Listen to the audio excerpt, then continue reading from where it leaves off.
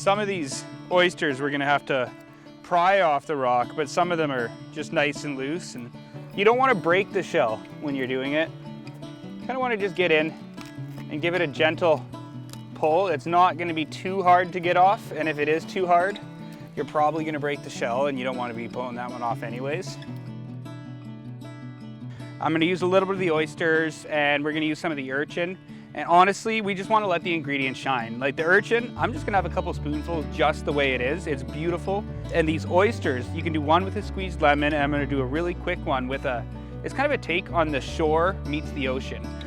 So with a little bit of vinegar, some shallots, and some black pepper, and these fur tips, it's gonna help me tell the story of where we found these oysters. The furs that are along the shore, the oysters that are in there, and it's gonna really just let the ingredients speak for itself.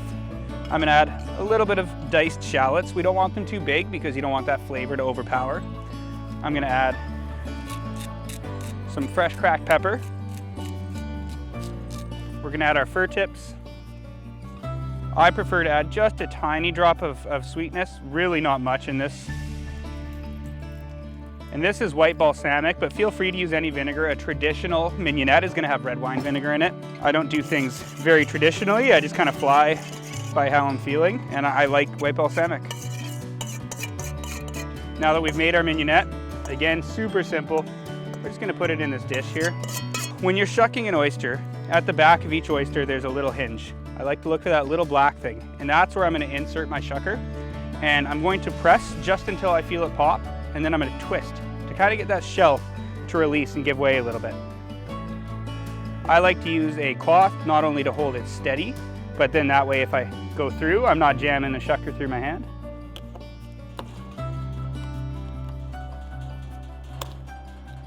All right, so now that I've got it to open up and release, these ones are a little bit trickier than some of the oysters you'll find at the store. We're gonna try and work our way along and remove that top. And then at this point, there's a good idea to just check and see, is there any bits of shell around the edges? You don't want a gritty oyster. So there's a little abductor there, and you just want to slide and release it. Let's make a little bed of salt. And he's gonna set up perfectly.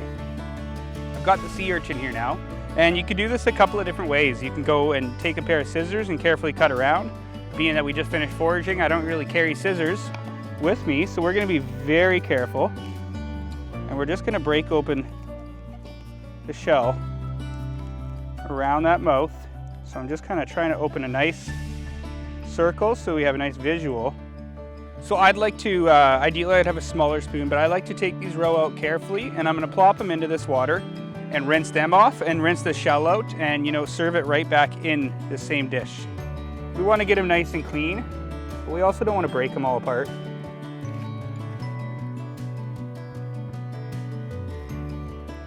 All right, so once these uni, the shell has been cleaned out, you can either pop them right back into the shell for presentation, or in this case, I'm gonna pop one onto a fresh oyster. Some people like oysters and caviar, and this to me just steps it up that little bit of a level. So with this one, we're just gonna spoon a little bit of that mignonette. I want to see the fur tips on there. I want to see a couple shallots and a little bit of black peppercorns. And on our last one, lemon, lime, citrus, I feel is a really great mix. And just a few drops of that. We've got some miner's lettuce here. We've got some chive flowers, but you don't really need to dress anything up.